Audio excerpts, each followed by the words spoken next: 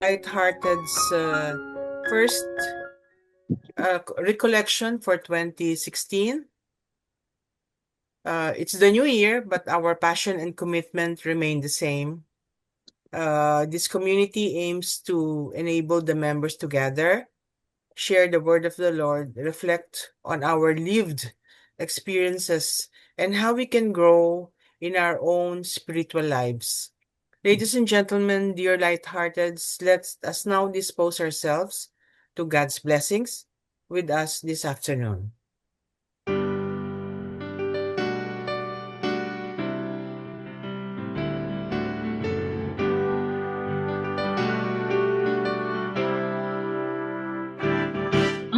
Come, live in the light.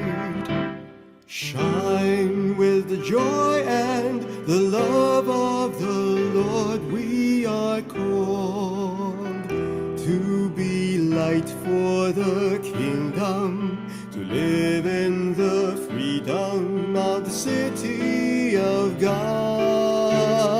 We are called to act with justice. We are called to love tenderly. We are called to serve one another, to walk humbly with God.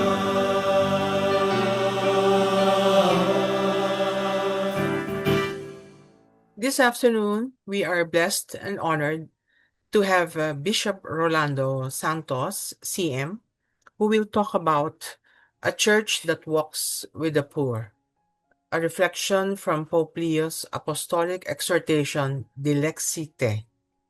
Bishop Rolando Santos was born in 1949 in Malabon City. He entered the Congregation of the Mission, or CM, in 1966, completed his seminary formation in the Philippines and the United States, took his vows in 1971, and was ordained a priest on the 1st of June, 1974. He served in various pastoral, seminary, and leadership roles in the Philippines, including formator, parish priest, seminary rector, and director of the Daughters of Charity. In 2001, he was sent to Papua New Guinea, where he served as spiritual director and economer of Holy Spirit Seminary in Bomana, and later as Secretary General of the Catholic Bishops' Conference of Papua New Guinea and Solomon Islands. In 2009, he was elected Visitor of the Vincentian Province of the Philippines and continued overseeing missions in Papua New Guinea and the Solomon Islands. On April 6, 2011, Pope Benedict XVI appointed him the fourth bishop of the Diocese of Alotau, Sidea, in Papua New Guinea. Let's all please welcome Bishop Rolly Santos. Bishop Rolly, the floor is yours. Oh, thank you very much for that nice introduction. And thank you for inviting me to be one of your speakers for your light-hearted community. And I noticed that many of you are retired professionals. Well, that's something I have in common with you because I'm also retired. I just retired a few months ago, and as Bishop of Papua New Guinea. And I heard that many of you also, you studied in Marino College, is that right? And I am also, I was formed by the Marino Sisters when I was in the elementary at St. James Academy in Malabon. And just like you, I am lighthearted, meaning that, I like to be with people who are amusing and entertaining. But I hope that this talk that I will be giving you will also be Well, I'm not sure if it will be amusing and entertaining for you, but I hope it will be inspiring and relevant, even to retired people like me. Anyway, the topic I chose is a church that walks with the poor, based on the teachings of Pope Leo the 14th's recent apostolic exhortation, the Lexi Te, which means I have loved you. And this is his first major magisterial teaching. This is on the love for the poor, which was published last October 9, just over 3 months ago. Well, I thought of speaking on this topic in light of the present, what we are experiencing here in the Philippines, the present corruption scandal, which very much affects not only the image of our country here, but and abroad, but also more especially affecting the poor, who are the first ones who are adversely affected by all of these wrongdoings. So in the words of the bishops gathered in Aparecida, that is in Brazil, and quoted by Pope Leo in his apostolic exhortation, he says, we are asked to devote time to the poor, to give them loving attention, to listen to them with interest, to stand by them in difficult moments, choosing to spend hours, weeks, or years of our lives with them, and striving to transform their situations, starting from them. And he says, this is what we mean by the church walking with the poor. So first of all, you might wonder, why is it that the church have to walk with the poor? And I would like you to listen to this gospel reading from St. Luke, chapter 4, verses 16 to 21. It says there, he went to Nazareth, where he had been brought up. And on the Sabbath day, he went into the synagogue, as was his custom. He stood up to read, and the scroll of the prophet Isaiah was handed to him. Unrolling it, he found the place where it is written, the Spirit of the Lord is on me, because he has anointed me to proclaim good news to the poor. He has sent me to proclaim freedom for the prisoners and recovery of sight for the blind, to set the oppressed free, to proclaim the year of the Lord's favor. Then he rolled up the scroll, gave it back to the attendants, and sat down. The eyes of everyone in the synagogue were fastened on him. He began by saying to them, today this scripture is fulfilled in your hearing. Now here we see that the identity and mission of Christ is intrinsically connected with the poor, and it is for the poor. If the church, therefore, is to be the church of disciples of Christ, then the whole church, as well as every Christian, that is you and me, are called to be a church of the poor. We should all be walking with the poor and serving the poor, and having a preferential love for the poor, in whom Christ is present. It is in the poor that the church discovers her true identity as the church anointed by the Holy Spirit, as a sacrament of salvation in the world. So I remember the life of St. Vincent.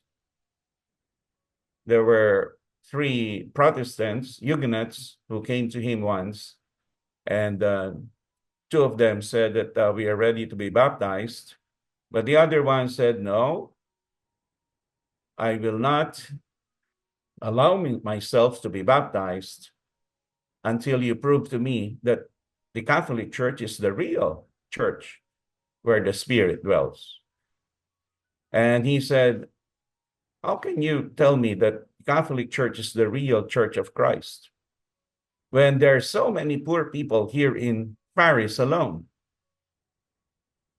So many poor people, and yet also so many priests. But what are they doing for the poor?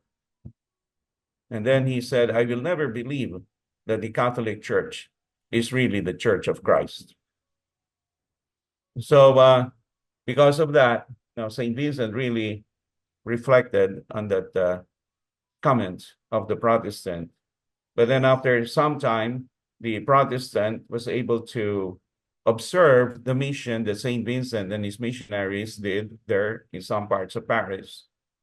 And he saw the missionaries, how they went to the poor, proclaimed the gospel to them, served them, the sick, helped those who were in need, not only them, but also, the ladies of charity, the daughters of charity. He saw what the church was doing for the poor. And then he came back to Vincent and he said, now I'm ready to be baptized. Now I believe that the Spirit is in the Catholic Church. So what this little story says is that, it is very important for the church to go to the poor, to walk with the poor, to serve the poor, because it is in this that we find the true identity of the church, because this is what Christ did. It is so clear, in the Gospels, how he went and served the poor. And in the Gospel I just read to you, he himself is saying, the Spirit has sent me to proclaim the gospel to the poor and to make the blind see, the lame walk. So how can we ask the question, how can the church then be a church of the poor? How can we walk with the poor? Well, before he died, Pope Francis held 3 meetings of bishops in Rome on synodality. And then he said that synodality is the new face of the church. Disciples of Christ journeying together in communion with the people they serve, in participation and mission. So when we say disciples of Christ journeying together with the people, here in this dialect, Pope Leo is saying is that the people we should be focused more and concentrating more, with whom we should be journeying with, are the poor, because they are the persons for whom and with whom Jesus spent most of his time. I was sent for the poor, to proclaim the gospel to the poor and make the blind see, the lame walk, etc. So first of all, regarding in synodality, it says that creating communion with the people, and here with the poor, is very, very important for us to be truly Church of Christ. So what is this communion? Communion. When we say communion with the poor, first of all, we are talking about the Lexite talks about the primacy of love for the poor. So we know that this is part of the Great Commandment. When Jesus was asked, what should we gain eternal life? He said, you should love God with all your heart, etc., etc., and then love your neighbor as yourself. And then when he was asked, who is my neighbor? And he told us the parable of the Good Samaritan. So the neighbor, there's especially the poor, those who are in need. And that is the person whom Jesus says we should specially give and show our love to the poor, to those who are in need, to those who suffer. So faith in Christ is indissolubly linked to love for the poor. One cannot love God without concrete compassion for the needy. The poor should not be regarded simply as a societal problem, but as part of our family, as one of us. We cannot reduce our relationship to the poor to merely another ecclesial activity or function, like just giving alms or giving help, and then that's it. No, the poor, they should really be close to our heart because they are our brothers, our sisters. Christ is present in them. So the second one is, how do we walk with the poor? Not only to love, but we should treat them and respect their dignity as persons. Declaration of the dicastery that is in Rome for the doctrine of the faith, the declaration is dignitas infinita, that is a human dignity. It says, every human person possesses an infinite dignity, inalienably grounded in his or her very being, which prevails in and beyond every circumstance, state, or situation the person may ever encounter. This principle, which is fully recognizable even by reason alone, underlies the primacy of the human person and the protection of human rights. So what it says here is that, the dignity of every person is something that is part of his being, not because of having, not because he wears nice clothes, but not because he rides in a nice car. That is not where his dignity comes from, but it is from his very being. Even if he has no clothes, even if he's not living in a nice house, even if he smells, just by the fact that he is a person, he exists, he has dignity. So that is the declaration, coming from the dicastery for the doctrine of the faith. And then Pope Leo, reminds us in the Lexite that the poor are not mere objects of charity, but brothers and sisters imbued with dignity that no condition can erase. The dignity is especially due to the fact that we were all created in the image of God. And not only that, but redeemed by Christ, by his blood. So that is where the dignity of that person comes from. Saint Vincent and all the saints insist that we should recognize the face of Christ in the poor, that is, see Christ in the poor. Vincent even calls them our lords and masters, and that we should ask the poor to forgive us the bread we give them. Because, usually when we give, it can be that we do it from the vantage point of superiority, when actually we are just equals and doing only what we need to do. So we have to ask forgiveness, especially if we give from the vantage point of superiority with arrogance, as though we are somebody up there. No, we're only doing what we are supposed to do as brother or even as a servant to each other.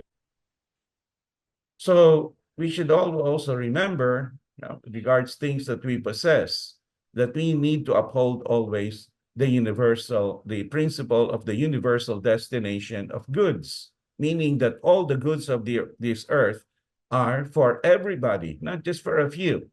Even if you worked hard for it, even if you bought it, that property of yours is not absolutely yours. It basically belongs to God. He's just giving it to us for our use, for our needs. But when we are faced with a person in need, then that thing that you have is no longer yours. It belongs to the person who is in need, because every person has a right to live. And we have the duty to share and not to hoard, not to accumulate goods, much less to steal.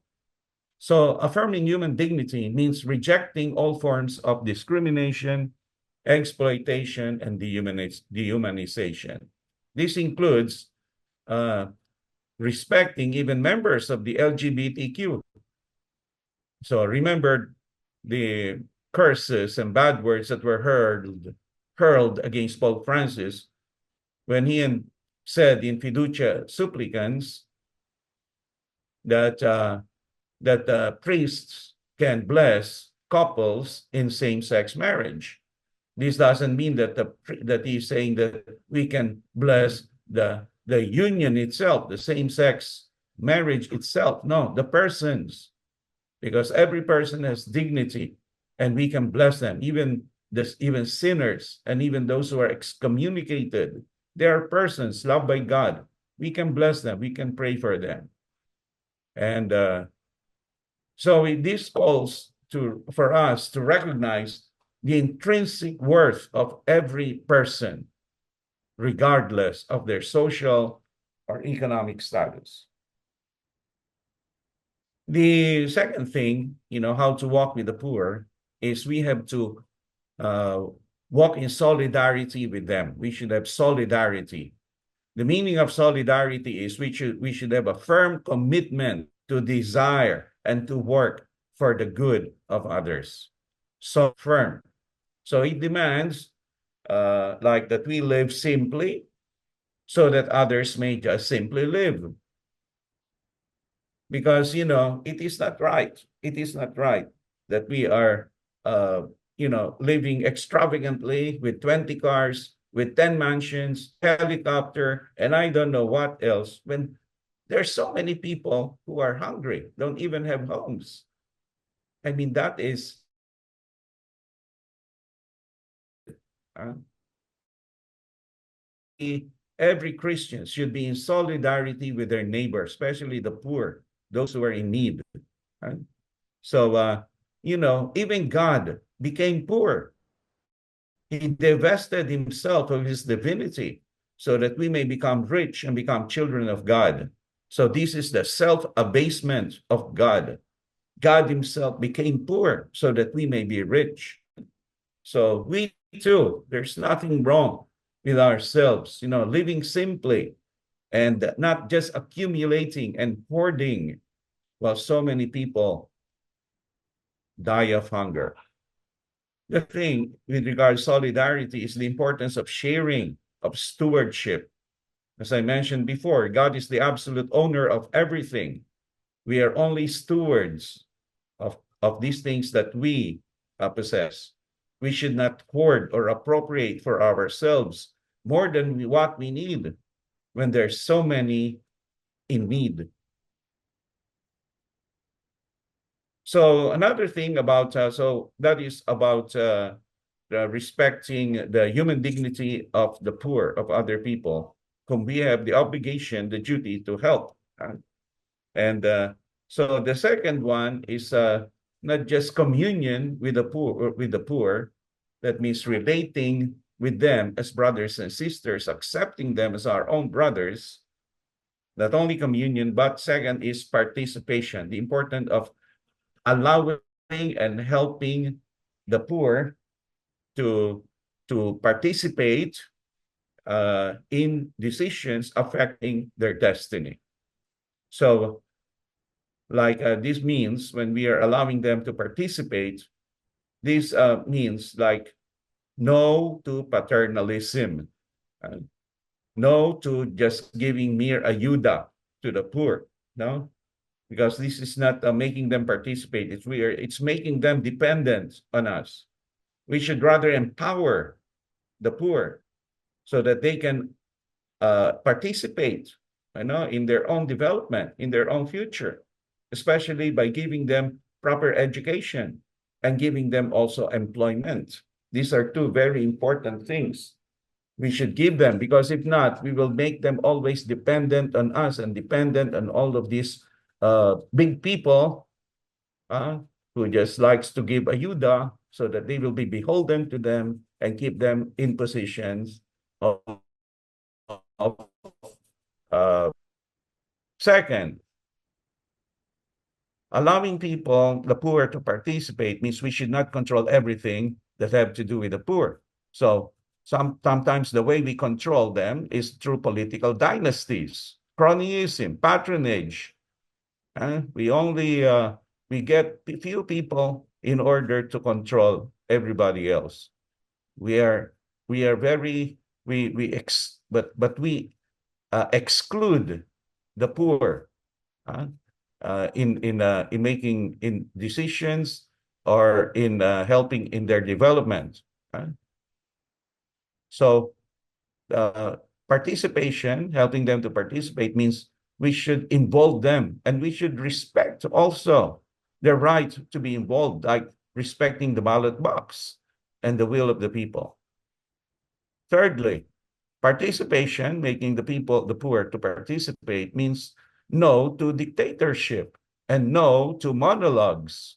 Because sometimes those who are in power, only do all the talking, but they don't listen to the poor. They don't even visit the poor. They don't even know what's happening with the poor or what they are experiencing.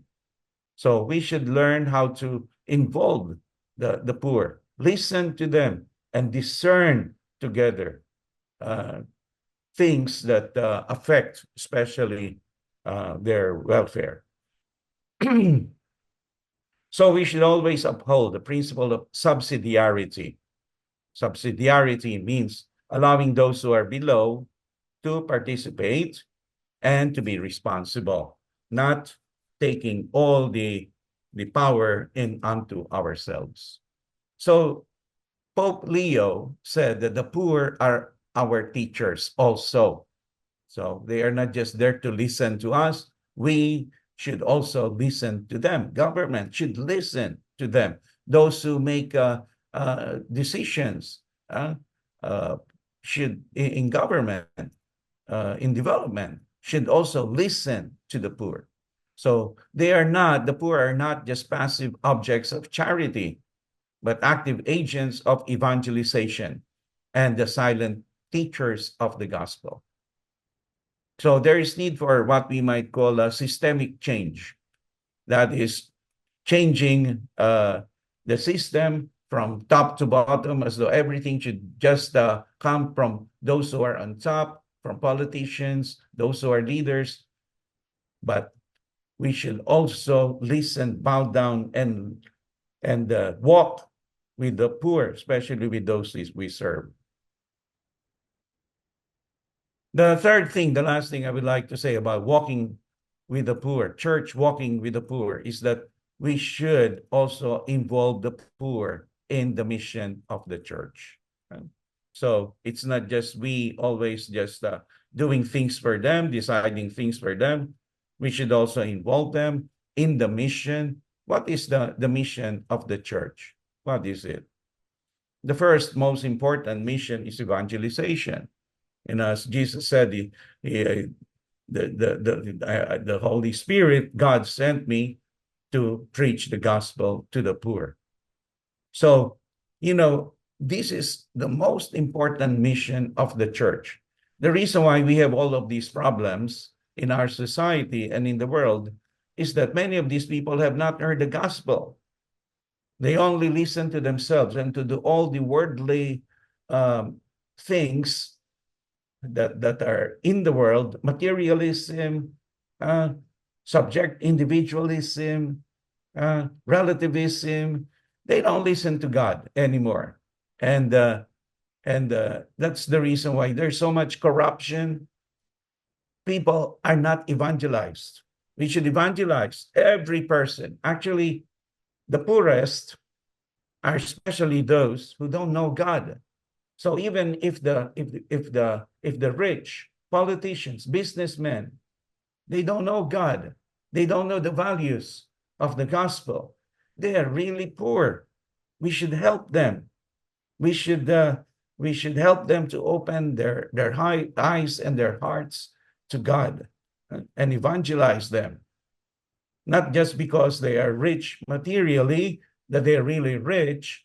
No, because the poorest person is the person who has no God, because he will be destroying even his own soul by his lack of faith in God. So evangelization, we need to do this. We have to evangelize here in the Philippines, where there are so many Christians, so many Catholics but we wonder how deep is their faith in God? How well do they know the gospel, and more especially, how how how committed are they in living their lives according to the gospel, especially the gospel of love? So the second thing, mission of the church is, you know, total human development. That is, we should not just evangelize, but help them to really develop themselves totally, humanly, in their education, employment, um, as a person, uh, develop the total person. This is very important, especially also that they will not be just dependent, always begging and asking for ayudas, but they themselves, they can uh, take care of themselves and their needs and their families, because we have empowered them, we have developed them, we have educated them, we have given them jobs. And this is very important for the church, and also for business people, the rich. It is not right for rich, wealthy people uh, to have so much money in the bank, uh, a billion, more than a billion, just sitting in the bank, and this money doing nothing for the poor. That is a scandal. That's a waste of money, of gifts that God has entrusted to us. We should use the money that we have, the talents that we have, in order to create more jobs, and not just let it go, accumulating, and doing nothing for others. So, total human development. Think of the development of other people. And then liberation or action on behalf of justice. Because there are structures of sin, economic systems that prioritize profit over human dignity, that spread what we call the dictatorship of an economy that kills, as Pope Leo would say it. So all of these injustices, structures that dehumanize others, these should all be uncovered, and and be we should break them down and replaced by more just, human, and compassionate system. We also need what we call popular movements. This is part of the mission of the church, because if just talking about, if we are just alone, crying out against injustice, but we are alone, that we don't have that much force, not much power nor influence. But if we work together with other people who have the same mind, who are also committed to justice for the good of the poor, then we have power. So it's very difficult to have your voice heard or make a difference in society or government if you're just acting alone. As we say, in unity, there is strength. So we need to walk together and act together with the poor and those who are with the poor. There's sometimes many of these social movements who are committed to justice, and but we should also choose those that have right values. So Pope Leo emphasizes the importance of grassroots movements that empower the poor to demand justice. So this is what we saw in this, in this corruption scandal. That's why we have those marches and protests in Manila, headed by the Cardinal of Manila.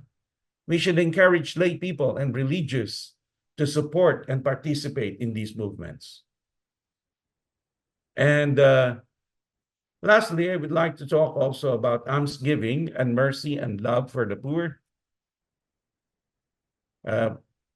Pope Leo says in Dilexi Te, any church community, if it thinks it can comfortably go its own way, without creative concern and effective cooperation in helping the poor to live with dignity and reaching out to everyone, will also risk breaking down. However much it may talk about social issues or criticize governments, it will easily drift into spiritual worldliness, camouflaged by religious practices, unproductive meetings, and empty talk. Okay? So if there's, one good thing about almsgiving is that it helps us, to open our heart to the poor.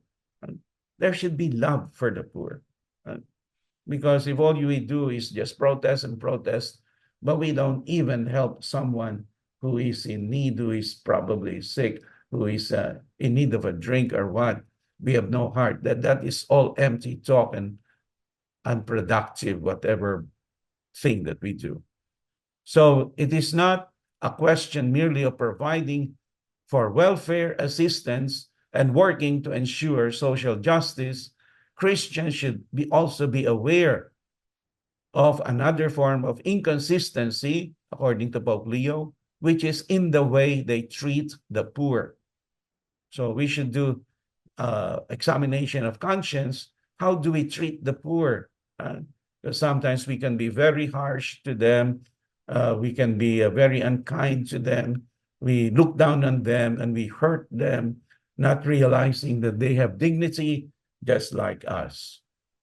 So the worst discrimination which the poor suffer is the lack of spiritual care. Our preferential option for the poor must mainly translate into a privileged and preferential religious care. This spiritual attentiveness to the poor sometimes are called by others, even by Christians, because they say, "Oh no, that is not our task.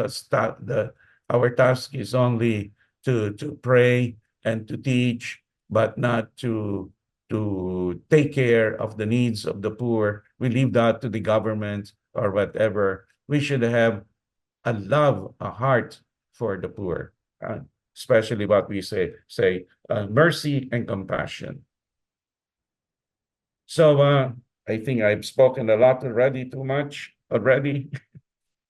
And so I just want to ask, as I close this talk, how can we live out the commandment to love our neighbor, especially the poor? How can we do this as retired professionals? As professionals who are retired, do we just retire and just live comfortably and just think that we have no more social responsibility? Remember, God is giving us life from day to day, and we cannot just use this life just for ourselves. We are called to love. We are called to reach out to others, especially those who are in need, those who are poor. There are many poor people, not just those who are materially poor, but also poor spiritually, poor in such a way that they feel abandoned, lonely, confused. We should reach out to these people because the greatest commandment is love. The only way for people to know that we are Christians is by our love. And that is how we will be judged at the end of our lives when we face the Lord on the last judgment. Thank you. Thank you, Bishop Rolly. Uh, wow, that's very interesting topic. Uh, we now turn to the part of our recollection where we ask our participants to give their insights or reactions to the talk or presentation of Bishop Rolly. Who would like to start? Si siguro I can start the ball rolling. Ah, teka, ayan. Bishop Rolly, you mentioned about examination of conscience. Because many people not only here in the Philippines but around the world, treat the poor like they are really bad, uh, dirty, and they don't treat them with dignity, etc. Uh, Bishop Rolly, is there a need for people to change the mentality, you know, uh, on how to treat uh the poor, those who are suffering? I think there should be a drastic change in mentality because it still persists all over the world, no? If people read the Dilexite 1,000 times, especially by the corrupt officials, we don't have poverty here in the Philippines or in other countries, 'di ba? That's Because of right. Yes. how we should treat the poor. It should be with dignity, with respect. Kasi tao sila. They have Mhm. emotions, no? Yes. Those who are suffering, they have emotions too. So siguro wala tayong poverty here if if we really follow the Dilexite, you know, Yes. and put Pope Francis said that politics is one of the best ways of helping the poor. Politics. That politics. is, if the politicians are enlightened, uh, if they have the proper attitude, proper values, and not just entering into politics to gain power and to gain more money, you That's know, true. That's but true. really have the good of the poor, the good of the people they serve. They're in a very wonderful, privileged position to help the poor and even Yes, to yes, build up our country. yes, true, true. That's why we Correct. can probably think, how can we evangelize probably those politicians, those people in government who are just sometimes using their position for themselves? Yeah, yeah. And that's now a big problem here in our country. That's right. Yeah, yeah. Well, that's my insight. That's my thought. Uh, so who would like to share reaction or insights? Anyone? Please, sino kaya? I don't see anyone raising their hands. Can I say something, please? Yes, yes, please. Bernie. Bernie, yes, please. Yeah. Father Bishop Rolly, I also come from Malabon and I came from St. James too, so I probably know your sister Caridad. Yes, yes, thank you. So in Malabon, we are exposed to the poor because Malabon is not really an affluent town. We are just earning enough, most of the people. And that's why even in St. James, only a few are enrolled in St. James because it's a private school. So most of the kids are in public school. Now, when I went to Marinol, our classmates come from especially when I went to the villa.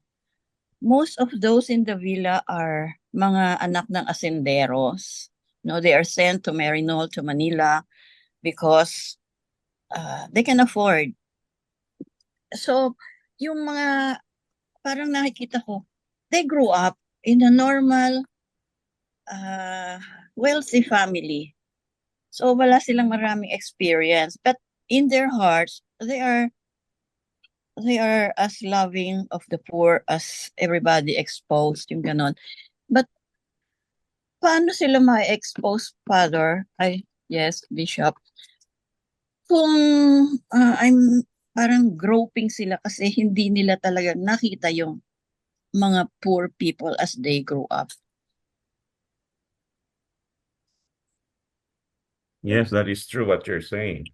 Especially because if we live in like subdivisions or places where Mm. everything is just so protected and so secured, with security guards, and nobody can come, no beggar, nobody in need can enter that place. We will never see the poor unless we go out and unless we reach out to them.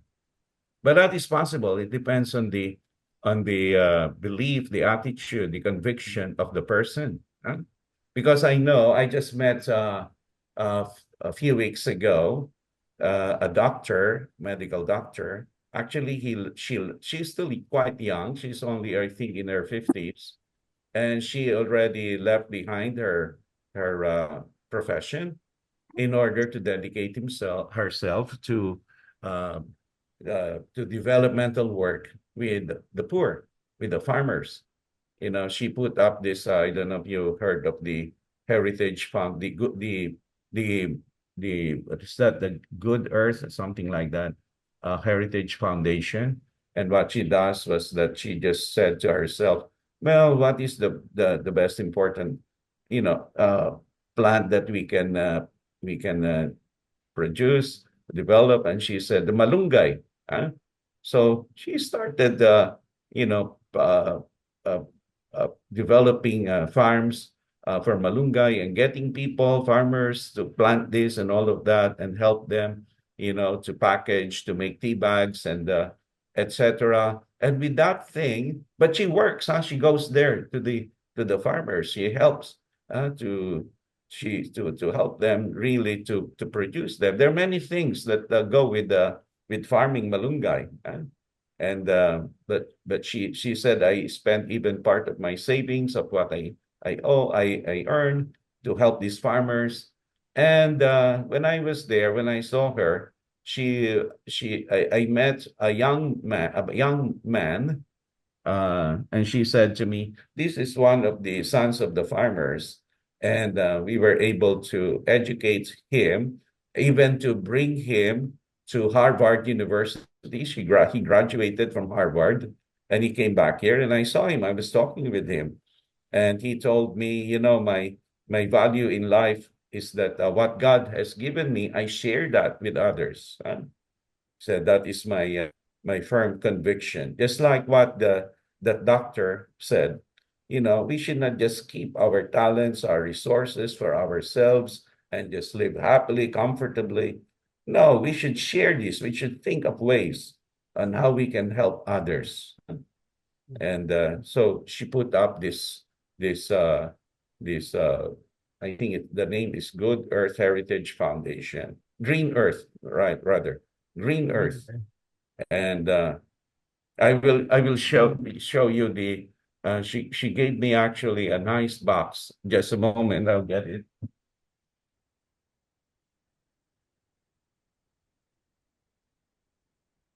You see this one? The moringa. And she gave this to me. And when I opened it, it was really nice. It is, you will find a very nice, so this is what is inside. This is what is inside. There's the tea, the bag of the tea, the moringa. uh, and anyway, she produces this, and the farmers, they earn money, and they even you know develop themselves, and they're you know because employment is so important. So she helped in giving them a means of livelihood, plus education. Right? So, and that is because what I saw in her is that she had a lot of passion. There's passion in her. That I am not here in this world just for myself, just to live comfortably here. I am here to do something, to share what God has given to me, share it with others. And I think that is what we should be. And she showed me a video of her going to the farms and walking with the people and being with them and having meetings with them. She comes from a good family, but she left all of that. And that is what the church is called to walk with the poor, and experience and see what they're doing. I come from, I was in Papua New Guinea, I mentioned, and Yes. there, the life of a missionary is really walking with the poor. We live very simply there. There's no electricity, there's no running water, and I sleep there. Sometimes when I visit villages, I sleep on the floor, in the classrooms, and I have talks with them, and we help them. We try to put up uh, aid posts, health centers, schools, classrooms for them. You know, and sometimes I go to the villages. There's no toilet. Uh, I no bathroom. I take a bath with a bucket of water out in the open air. At night. And that is. I'm not saying that you should all be doing this. No, but in your own little way, what you can do, we have to walk with the poor, and there's nothing wrong with going down to the level of the poor. Because that is what Jesus Christ himself did. Even though Yes. he was rich, he became poor. And he said, the birds of the air are better. They have nests, but the Son of Man has nowhere to lay his head.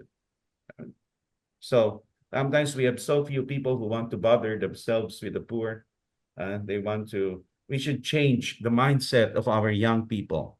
We not True. raise our young people just to, like, education. We should not tell them, you study well, I'll put you in a big school so that when once you graduate, then you can earn a lot of money and you can.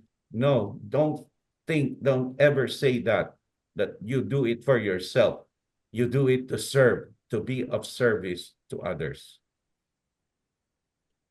Thank you, Bishop Rolly. Wow, big words. Um, can I Yes, say something? yes, Mira, yes, please go ahead. Yeah, I attended a talk once, and the speaker was really doing studies, no, on with the poor, on the poor, and one of the things he said is the poor don't like to be referred to as the poor, but I guess something like the vulnerable. I mean, who wants, parang, in a sense, I don't know, they feel more demeaned, no? Mm-mm. And then a second thing is, it is not to say that I'm working with the poor really, but I have, because we talk about empowerment of the poor, no?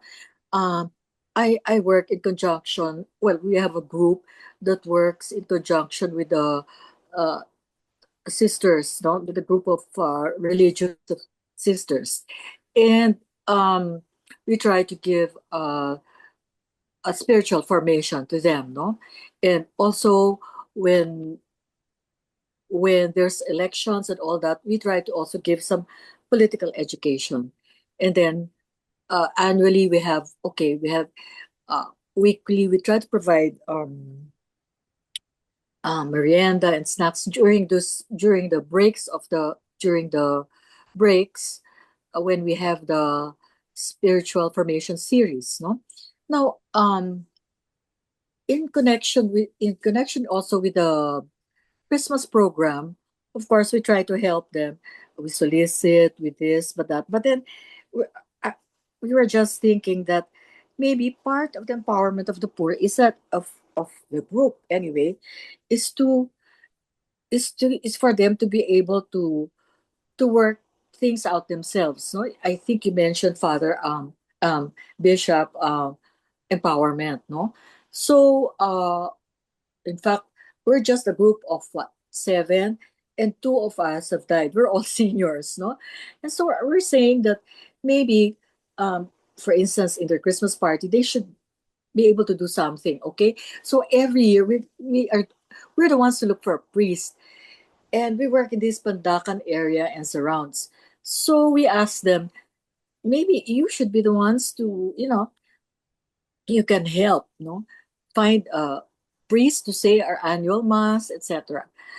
Anyway, the group, the group of five officers came back and said, you know, um, here it is. Um, they said that the feedback was that the priest would not how to call this agree to a schedule, to agree to a mass, unless the sisters wrote a letter to them or somebody more, you know, credible, I guess, to the priest. No, so what I'm saying is, it's not only the politicians, it's not only that, but even within us, within the clergy, we need some sort of education of listening, not to the poor. I mean, why is it that uh, why couldn't they believe that this group of people who meet regularly, you know, about twice a month, at least twice a month or thrice a month, why can't they believe that, they too need, they can they can have mass, they can arrange for it, because we arrange it, and we have to take a priest from our side, no, Quezon City or wherever. But I guess I was saying that we all believe that, little by little, they should be able to continue the the meetings. They can facilitate it themselves, and they can turn to their own parish priests. They're very religious. They go to mass not only on Sundays, but yet, and they see their parish priest, and yet they're not given that kind of credibility. I call it, I don't know what you call it, but para even the clergy or whoever would need some sort of training on listening or walking with the poor. Yeah. Bishop Rowley, So do you have a short reaction to that? Uh, you know, all of us need conversion, including priests. Including priests. We have so many exactly, priests that's what I mean. also who are just Yeah, thinking of themselves and have no time even to sit down and hear confessions. yeah, yeah. Well, thank you. Thank you. So we all need conversion. We all need a change of attitude and Yes, mentality. it's been Yeah. it's been like 2 years. It's the second time that we've asked them to take care of something, because we take care of all the rest, no, the whatever, the lunch, the food, etc., the prices, everything. It's just that we have to grow in, and they have Mhm. empowerment has to grow, no, Yes, within the true, group. But you true. see, even the but even this, I just felt so sad. I said, okay, if there's no priest, then nobody. I, for one, was not willing to get one, no, for them. But, but it's so sad that that was the reaction of the parish priest of that area in Manila, huh? Right there, where the Mhm. where our indigent elderlies live, Yeah. Thank and you. there Thank are you. parishioners. Yeah. Thank you, Mila. Any other who would like to give reactions, insights, questions, clarifications? Yes, Miss Marlene. Right. First, I'd like to thank Bishop Santos for reminding us of the importance of working with the poor.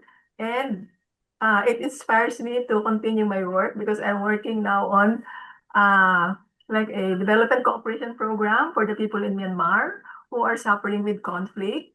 And then with the suffering in the health issues, bombing of the schools, bombing of the hospitals, airstrikes, and so on. So when I'm like given this reminder that we have to walk with everyone, walk with the poor, so I'm not postponing it. I'll do it quickly and finish it so that I can submit it. Okay, thank you. That's all. Yeah, Thank that's you. very good. The only thing Thank I you would for like to add is sharing. always do everything with love, love for Yeah. God. Thank Do you. everything, Thank you for whatever you sharing gonna your do experience. it uh, with the love of God and for the love of God. Yeah. Thank you. Thank you. Thank you, Bishop Rowley. Any other who would like to ask or seek clarification? If there are none, let me just say a few words to recap our very nice recollection for today. Dilexite is about love and care for the poor. As Christians, we cannot regard the poor as a problem of society because they are part of our family.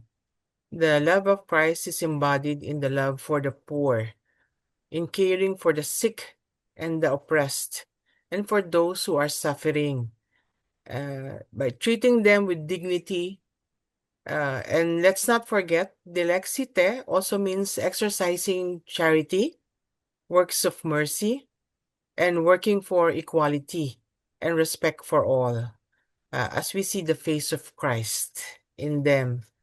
This recollection, shared to us by Bishop Rowley, is also a reminder that the poor are at the heart of the church, which means there is a close connection between the love of God and the love for the poor.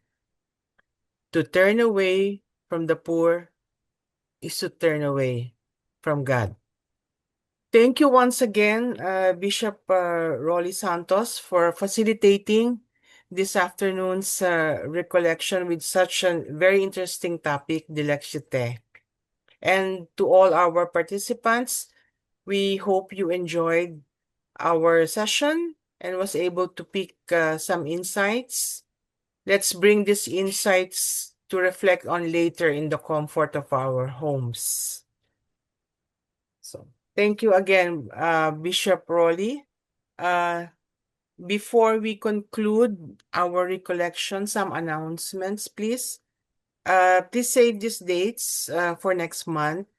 A prayer gathering will be on February 7. Our main sharer will be Miss Aurorita Marco Mendoza. And our recollection will be on February 21st. Again, thank you for participating.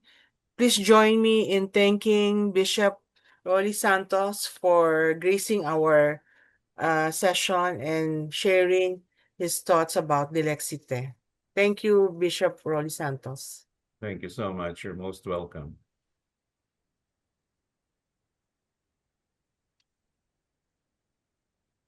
We have our closing song.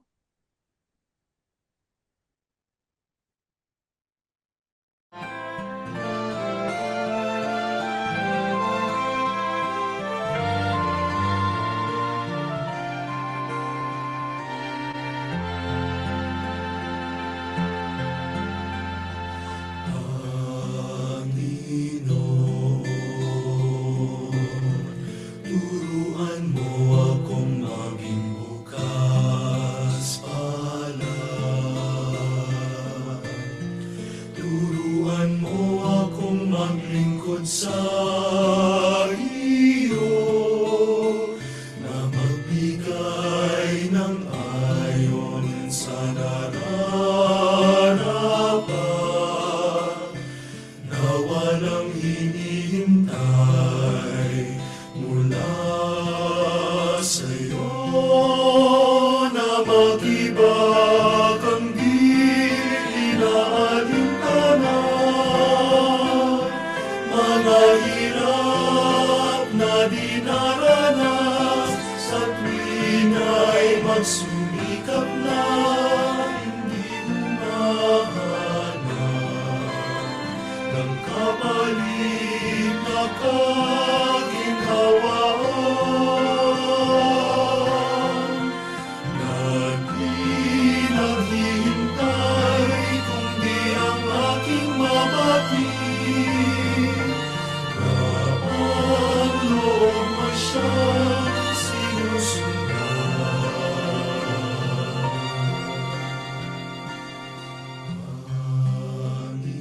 Panginoon,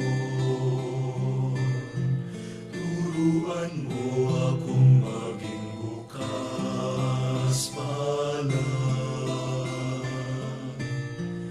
Turuan mo akong maglingkod sa iyo, na magbigay ng ayon sa nararapat, walang hinihintay mula sa'yo.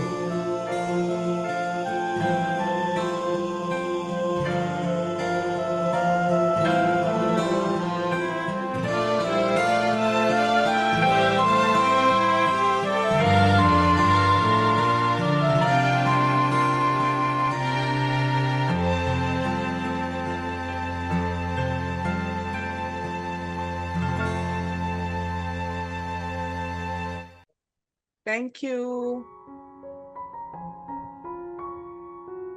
Thank you, Bishop Rolly. Thank Thank you. you, Thank you. Lighthearted. Thank you. You're most welcome. God bless you all.